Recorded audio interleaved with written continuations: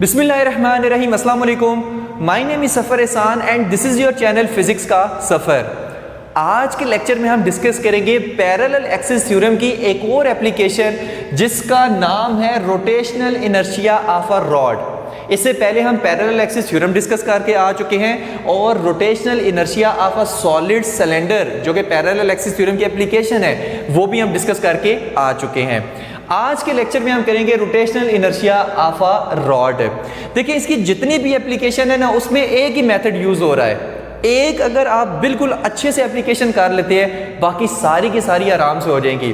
क्या करता है, पहले डी एम को कैलकुलेट करता है, फिर movement of inertia about centre of mass calculate करता है, फिर जो रिक्वायर्ड एक्सिस के गिर्द जो मूवमेंट ऑफ इनर्शिया है उस बॉडी का वो कैलकुलेट करता है यूजिंग पैरेलल एक्सिस थ्योरम। तो ये 3 स्टेप जस्ट वो कर रहा है हर एक एप्लीकेशन में, ठीक है। अच्छा यहाँ पर वो क्या कर रहा है, कहता है कि फॉर एग्जांपल ये हमारे पास क्या है, ये एक रॉड है, क्यूबिकल के क्या है, एक रॉड है, ठीक है। और रॉड है और मान लें ये इसका सेंटर ऑफ मास है, ठीक है। और इस सेंटर ऑफ मास के में से एक एक्सिस को हमने क्या किया, पास किया और इस एक्सिस के राउंड अबाउट हमने इस रॉड का मूवमेंट ऑफ इनर्शिया पहले फाइंड करना है, ठीक है। और वो मूवमेंट ऑफ इनर्शिया कौन सा होगा, सेंटर ऑफ मास के जो राउंड अबाउट इस रॉड का जो मूवमेंट ऑफ इनर्शिया होगा उसको हम ICM से शो कर रहे हैं। तो सबसे पहले हमने इसको कैलकुलेट करना है, ठीक है। ये हमने इसमें से रॉड घुसा दिया और उसको फिर ऐसे ऐसे रोटेट किया, ठीक है। तो मूवमेंट ऑफ इनर्शिया बताओ कितना होगा, ICM, सेंटर ऑफ मास के राउंड अबाउट, ठीक है। अच्छा फिर से वही कहानी कि अगर इसमें मूवमेंट ऑफ इनर्शिया आपको फाइंड करना है तो पहले आप छोटा सा मैस कंस्ट्रक्ट करो, यानी कि आप क्या करो, इसको छोटे छोटे मैसेज में डिवाइड कर दो, ठीक है। उसमें से मैं एक मैस जस्ट लेने वाला हूं। मैं कह रहा हूं मान लें कि ये वो मैस है, ठीक है, छोटू सा मैस मैंने इस रॉड को काटा इतना और मैंने कहा कि ये जो छोटू सा मैस है ये क्या है, ये DM है, ठीक है। और इसकी ये जो थिकनेस है, ये जो लेंथ है इस छोटू से मैस की वो कितनी है, वो DX है। वो कितनी है, DX है। और इसका जो डिस्टेंस है इस एक्सिस से वो कितना है, वो मैं कह रहा हूं वो है X, ठीक है। यानी इस छोटे से मैस DM का इस एक्सिस से जितना डिस्टेंस है वो क्या है, X है। इसकी जो थिकनेस है, इसकी जो छोटी सी ये लेंथ है इसको हम DX कह रहे हैं, मैस इसका कितना है, DM है। और एक और चीज़ याद रखें कि ये जो हमारे पास इस रॉड की लेंथ है वो कितनी है, वो L है। ओके हो गया। देखते हैं डेंसिटी ऑफ रॉड कितनी है। अब देखिए ये जो DM है ना, जब यार रॉड घूमेगा तो ये DM क्या करेगा, इस एक्सिस के गिर्द इस तरह से घूमेगा। तो इसका हमने मूवमेंट ऑफ इनर्शिया पहले फाइंड करना है। फिर हम इसको ज़ाहिर स्मॉल पैचेस में डिवाइड किया है, फिर हम इसको यहाँ से लेकर यहाँ तक इसको इंटीग्रेट करेंगे, लिमिट लगाएंगे तो पूरे रॉड का जो मूवमेंट ऑफ इनर्शिया होगा अबाउट दिस एक्सिस वो हमारे पास फाइंड हो जाएगा। सेम हर एक एप्लीकेशन में यही काम कर रहे हैं, ठीक है। तो सबसे पहले हम क्या करते हैं कि डेंसिटी ऑफ रॉड कितनी है, डेंसिटी ऑफ रॉड वो कितनी है। डेंसिटी का फार्मूला क्या होता है, rho is equal to mass per unit volume. Rho is equal to mass per unit volume और rho is equal to mass divided by volume कितना है। वॉल्यूम कितना है, ये इसका जो हमारे पास एरिया है वो कितना है, A, और ये लेंथ कितनी है, L। तो A इंटू L ये वॉल्यूम ही नहीं होता। वॉल्यूम क्या होता है, V is equal to AL, ठीक है। तो यहां पर आप क्या लिखेंगे, AL लिख देंगे। तो रो इज इक्वल टू M/AL, ठीक है। जैसे हमें कहा जाए ना कि इस मार्कर का वॉल्यूम निकालो तो इसके क्रॉस सेक्शनल एरिया को लेंथ के साथ मल्टीप्लाई कर दो तो वॉल्यूम निकल आएगा, ठीक है। क्योंकि एरिया की यूनिट क्या है, मीटर स्क्वायर, लेंथ की यूनिट क्या है, मीटर। तो मीटर स्क्वायर इंटू मीटर क्या बनता है, मीटर क्यूब। तो वॉल्यूम क्या होता है, A इंटू L होता है, ठीक हो गया। अच्छा एक स्टेप हो गया, इसको इक्वेशन नंबर 1 का नाम दे लें। हम फाइंड क्या कर रहे हैं, हम तो DM फाइंड कर रहे हैं, ठीक है। मैंने कहा था DM फाइंड करें, फिर ICM फाइंड करें, फिर पैरेलल एक्सिस थ्योरम लगाएं, बस ये 3 स्टेप करें और कुछ भी नहीं करना, ठीक है। अच्छा DM की रिस्पेक्ट से करें कि इस छोटे से लेंथ एलिमेंट की, छोटे से जो हमारे पास लेंथ एलिमेंट है जिसका मैस DM है, इसकी बताओ डेंसिटी कितनी है। तो वो कितनी होगी, वो आप लिखोगे रो, हम दूसरा मार्कर यूज करते हैं जो थोड़ा सा मोटा लिखे, rho is equal to D M divided by, इसकी थिकनेस कितनी है, डी एम डिवाइडेड बाय हमारे पास हाँ डी वी होगा, थिकनेस कहाँ से आ गई, डी वी, ठीक है, मास पर यूनिट वॉल्यूम डेंसिटी होती है। ओके हो गया, ओके हो गया। तो यहाँ पर हम लिख सकते हैं rho is equal to D M divided by volume क्या होता है, ए इंटू एल। अब देखिए क्रॉस सेक्शनल एरिया तो इसका वही है, मतलब रॉड की यहाँ से मोटाई, यहाँ से मोटाई, यहाँ से यहाँ से यहाँ से, वो तो सारी सेम है, तो ये चीज़ तो इसकी सेम है, वो तो वही ए रहेगा। तो यहाँ पर आप लिखोगे ए, लेकिन अब हम पूरी लेंथ की बात नहीं कर रहे हैं, हम छोटी सी लेंथ की बात कर रहे हैं जो कि डी एक्स है, तो ए इंटू डी एक्स, ये हमारे पास क्या है, वॉल्यूम है। अब इस छोटे से लेंथ एलिमेंट का जिसका मैस डी एम है, इसका वॉल्यूम कितना है, ए इंटू डी एक्स, और पूरे रॉड का कितना था, ए इंटू एल, ये छोटे से कितना है, ए इंटू डी एक्स, क्योंकि इसकी मोटाई, इसकी लेंथ छोटी सी डी एक्स है। ओके हो गया। तो यहां से D M is equal to rho into A D X, इसको आप नाम दे लें इक्वेशन नंबर 2 का, ठीक हो गया। अब आपने क्या करना है, 1 को 2 में पुट कर दें, बस put equation 1 into, put equation 1 इन 2। अच्छा 1 इंटू में पुट करेंगे तो क्या आएगा, वो चीज़ देख लेते हैं। D M is equal to, rho क्या है, एम ओवर ए एल, और आगे से क्या है, A D X, A D X, A से मर गया, तो D M is equal to M by L into D X. बस डी एम फाइंड हो गया। मैंने क्या कहा था, 3 स्टेप हैं, पहले डी एम फाइंड करो, फिर आई सी एम फाइंड करो, फिर पैरेलल एक्सिस थ्योरम लगा दो, कहानी खत्म। अच्छा अब हाँ सीधी लाइन डाला करो, अपने आप को कह रहा हूँ, आपको नहीं कह रहा। ओके हो गया, बस सीधी है। अच्छा अब डीएम तो आ गया। देखिए अगर हमें इस छोटू से मैस जो डीएम है उसका इस एक्सिस के अबाउट जो सेंटर ऑफ मैस से पास कर रहा है, इसका हमें मूवमेंट ऑफ इनर्शिया निकालना, तो हम कैसे निकालते हैं, डी आई सी एम, ठीक है, movement of inertia of this small mass D M, ठीक है, अराउंड दिस एक्सिस। तो D I C M is equal to D M X का स्क्वायर। क्यों एक्स क्या है, ये इसके दोनों के दरमियान डिस्टेंस है। और भाई मूवमेंट ऑफ इनर्शिया का फॉर्मूला पढ़ा है ना, I is equal to M R square. तो यहाँ पर एम तो नहीं आएगा, डी एम आएगा क्योंकि छोटे से की बात कर रहे हैं, आर नहीं आएगा, एक्स आएगा क्योंकि दोनों के दरमियान डिस्टेंस एक्स है, और यहाँ पर आई नहीं आएगा, डी आई आएगा क्योंकि हम छोटे से इनर्शिया की बात कर रहे हैं, पूरे रॉड के इनर्शिया की बात अभी नहीं कर रहे। आप कुछ भी नहीं करना, इस डी एम की वैल्यू को उठाकर यहाँ पर पुट कर दो, क्योंकि हम इसी वजह से निकाल रहे थे, अब हम आई सी एम निकाल रहे हैं। मैंने क्या कहा था, second step I C M निकालना है, ये वाला।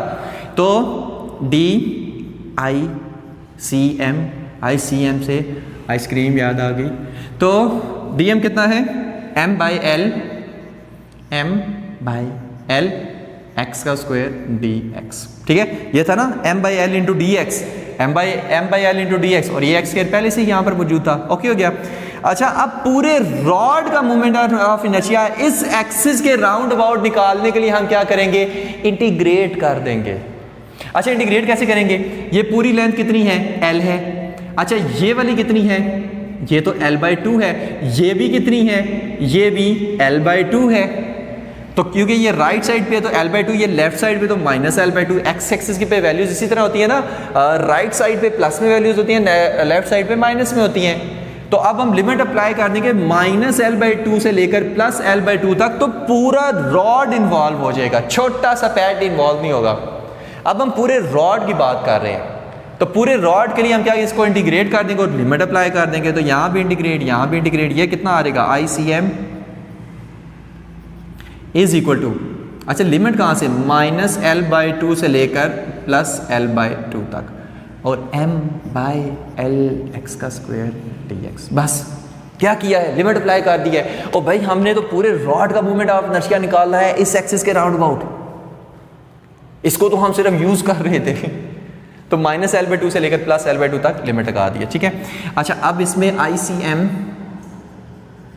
Is equal to M by L क्योंकि कांस्टेंट है तो बाहर आ जाएगा, और लिमिट -l/2 से लेकर +l/2 तक और x का स्क्वायर dx। ठीक हो गया, कुछ भी नहीं करना, इंटीग्रल खोलो, इंटीग्रल खोलो तो आता ही होगा। ठीक है, अच्छा ICM is equal to m/l और लिमिट -l/2 से लेकर +l/2 तक और x³ आ जाएगा। ठीक हो गया, क्योंकि x का स्क्वायर का इंटीग्रल क्या होगा, x³ आ जाएगा। ठीक है, अब कुछ लिमिट इसमें पुट करो तो ICM is equal to m/l और ठीक है 3 को बाहर ले आते हैं और x³ की जगह क्या आ जाएगा, l/2 का क्यूब माइनस l/2 का होल क्यूब आ जाएगा। ठीक हो गया, तो ICM is equal to m/3l और यहाँ पर कितना आ जाएगा, l³/8 माइनस प्लस हो जाएगा तो l³/8। ठीक हो गया, तो ICM is equal to m/3l, नीचे क्या आ जाएगा 8, ऊपर क्या आ जाएगा 2l का क्यूब। ठीक हो गया, 2 1 2 2 4 8, ये एक l इससे मर गया, तो ICM is equal to m/3, ठीक है, l स्क्वायर और 4 3 12, तो यहाँ पर मैं डायरेक्ट 12 लिख रहा हूँ। ठीक है, तो ये हमारे पास आ गया ICM is equal to 1/12 ml²। यही नहीं होता movement of inertia of a rod. ठीक है, जबकि हमारे पास जो एक्सिस ऑफ रोटेशन है वो सेंटर ऑफ मैस से पास कर रहा हो, तो मूवमेंट ऑफ इनर्शिया रॉड का कितना होगा, 1/12 ml²। ठीक है, सेकंड ईयर की बुक में भी, सेकंड ईयर फिजिक्स की बुक में भी आपने ये पढ़ा हुआ है, लेकिन वहां पर जस्ट ये वैल्यू लिखी हुई थी, डिराइव नहीं था हुआ, यहाँ पर डिराइव भी हो गया। तो 2 स्टेप हो गए, पहला स्टेप DM निकालो, फिर दूसरा स्टेप ICM निकालो, क्योंकि ICM निकालने के लिए DM की जरूरत है, तो पहले हमने DM निकाल लिया, तो DM को इधर पुट किया तो ICM निकल आया। ठीक है, लास्ट स्टेप। अच्छा, लास्ट स्टेप क्या होता है, मैं कह रहा हूं कि नहीं दरमियान में रॉड हो, यहां पर रॉड हो, मसलन ना ये जो है ना, ये रॉड ये ऐसे ना हो, ठीक है, हाँ ऐसे ऐसे, और ये ऐसे ना घूमे, ऐसे ना रॉड घूमे। ठीक है, अगर ये यहां पर एक्सिस हो, यहां पर इस रॉड के किनारे पर, और अब इसको ऐसे घूमना हो, किनारे पर हो और ऐसे घूमना हो, तो बताओ मूवमेंट ऑफ इनर्शिया कितना होगा। क्योंकि पैरेलल एक्सिस थ्योरम हम यूज़ करते हैं कि किसी बॉडी में अगर किसी पॉइंट पर हमें एक्सिस ऑफ रोटेशन हमने वो लगाना हो किसी पॉइंट के पे, तो फिर हमें बताओ मूवमेंट ऑफ इनर्शिया कितना होगा, तो उसके लिए हम पैरेलल एक्सिस थ्योरम यूज़ करते हैं। अब मैं पता क्या करूँगा, मैं कह रहा हूँ कि यहाँ पर जो रॉड था सेंटर ऑफ मैस है, ठीक है, इसके जो मूवमेंट ऑफ इनर्शिया था वो क्या था, ICM। अब मैं क्या कर रहा हूँ, मैं यहाँ पर रॉड एक एक्सिस गुजार के इसके एंड से ये एक्सिस गुजारूंगा, और मैं चाह रहा हूं कि इस एक्सिस के राउंड अबाउट बताओ मुझे मूवमेंट ऑफ इनर्शिया कितना है। यहां पे एक्सिस लगाया और अब मुझे बताओ कि अब मूवमेंट ऑफ इनर्शिया कितना। अब दरमियान में से पास नहीं कर रहा रॉड के, जिसके गिर्द मैंने मालूम करना है, अब साइड से यहां से पास कर रहा है एक्सिस ऑफ रोटेशन, और इसके गिर्द अराउंड अबाउट जब ये ऐसे रॉड मूव करेगा तो बताओ मूवमेंट ऑफ इनर्शिया कितना है। तो हम क्या यूज करते हैं, पैरेलल एक्सिस थ्योरम यूज करते हैं। और पैरेलल एक्सिस थ्योरम क्या था, वो तो हमारे पास था I is equal to ICM plus M, और यहां पर देखें पूरे रॉड की लेंथ कितनी थी L, और दो एक्सिस के दरमियान ये जो डिस्टेंस है ये कितना होगा L/2। ये कितना होगा L/2 होगा, क्योंकि यहां पर जो हम डिस्टेंस लेते हैं ना वो दोनों के दरमियान में लेते हैं, तो यहां पर आप लिखोगे L/2 का स्क्वायर। यहां पे आता था ना I is equal to ICM plus MA², तो यहां पर A इज इक्वल टू क्या है L/2, तो L/2 का स्क्वायर कर दिया हमने। ठीक है, क्योंकि दरमियान से लेकर यहां तक लेंथ L/2 है, ठीक है, और पूरी लेंथ कितनी है L है। अब इसको सॉल्व कर लो, आंसर आ जाएगा ICM। मैंने कहा था ना अगर मुझे इस एक्सिस के राउंड पर मूवमेंट ऑफ इनर्शिया चाहिए तो पहले मुझे सेंटर ऑफ मैस पे कितना मूवमेंट ऑफ इनर्शिया होता है ये पता होना चाहिए, तब मैं पैरेलल एक्सिस थ्योरम लगा के इस एक्सिस के राउंड अबाउट इस रॉड का मूवमेंट ऑफ इनर्शिया फाइंड कर सकता हूँ। तो हमने ICM सेंटर ऑफ मैस के राउंड अबाउट जो मूवमेंट ऑफ इनर्शिया था इस रॉड का वो तो हमने पहले ही फाइंड किया 1/12 ml², तो यहाँ पर पुट कर देंगे, तो I is equal to 1/12 ml square plus यहाँ पर कितना आ जाएगा ml स्क्वेयर डिवाइडेड बाय 4 आ जाएगा, क्योंकि इसका क्या आ जाएगा l स्क्वेयर डिवाइडेड बाय 4 आ जाएगा। अच्छा, इसको जब हम सॉल्व करेंगे तो i इज इक्वल टू, ठीक है, नीचे क्या आ जाएगा 12 आ जाएगा और यहाँ पर क्या आ जाएगा 3 एलसीएम ले रहे हैं ना ml स्क्वेयर प्लस यहाँ पर क्या आ जाएगा ml स्क्वेयर। ठीक, हमारे पास कितना आ जाएगा 12 से क्या, सॉरी यहाँ पर सिंपल ml स्क्वेयर आ जाएगा, ठीक हो गया, और यहाँ पर आएगा 3 ml स्क्वेयर, यहाँ पर कितना आएगा 3 ml स्क्वेयर। ओके हो गया, तो I is equal to 3 ml square plus ml square कितना हो जाएगा 4 ml स्क्वेयर डिवाइडेड बाय 4, हाँ 12, क्या कर रहा है, तो 4 1s are 4, 4 3s are 12 is equal to 1/3 ml square. ये हमारे पास क्या है, मूवमेंट ऑफ इनर्शिया है रॉड का, जो कि हमारे पास इस एक्सिस ऑफ रोटेशन के राउंड अबाउट आ रहा है। ठीक है, इस एक्सिस ऑफ रोटेशन के रिस्पेक्ट से अगर ऐसे रॉड मूव करे तो फिर हमारे पास मूवमेंट ऑफ इनर्शिया कितना आएगा 1/3 ml स्क्वेयर आ जाएगा। ठीक हो गया, तो ये था हमारा आज का टॉपिक जो कि रोटेशनल इनर्शिया ऑफ रॉड से रिलेटेड था। अच्छा, यहाँ पर अगर आप एक चीज़ गौर करें तो जो हमारे पास सेंटर ऑफ मास पे मूवमेंट ऑफ इनर्शिया आ रहा है रॉड का, वो क्या है, वो कम है, और जो इस एक्सिस ऑफ रोटेशन के जो मूवमेंट ऑफ इनर्शिया आ रहा है रॉड का वो ज़्यादा है, वो 1/3 ml स्क्वायर है। इसका मतलब है कि जब आप ये मिड से सेंटर ऑफ मास से जो एक्सिस ऑफ रोटेशन गुजरा है, इससे जितना ज़्यादा दूर जाते जाएंगे तो मूवमेंट ऑफ इनर्शिया ज़्यादा होता जाएगा। यानी कि अगर दरमियान में से रॉड निकला हुआ है ना इस तरह से, तो आपको कहा इसको घुमाओ तो आसान काम है, यहाँ पे रॉड ले जाओगे तो थोड़ा सा मुश्किल होगा घुमाना, सॉरी यहाँ पर एक्सिस ऑफ रोटेशन ले जाओगे तो रॉड को घुमाना थोड़ा मुश्किल होगा, यहाँ पर एक्सिस ऑफ रोटेशन लेके जाओगे तो रॉड को घुमाना थोड़ा और मुश्किल हो जाएगा।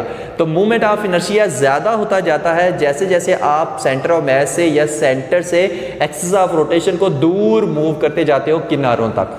ये भी चीज़ याद रखनी है। ठीक है, तो ये था हमारा आज का lecture, rotational inertia of a rod. Hopes हो कि आपको सारा समझ आ गया होगा। Thank you very much. अल्लाह हाफिज़।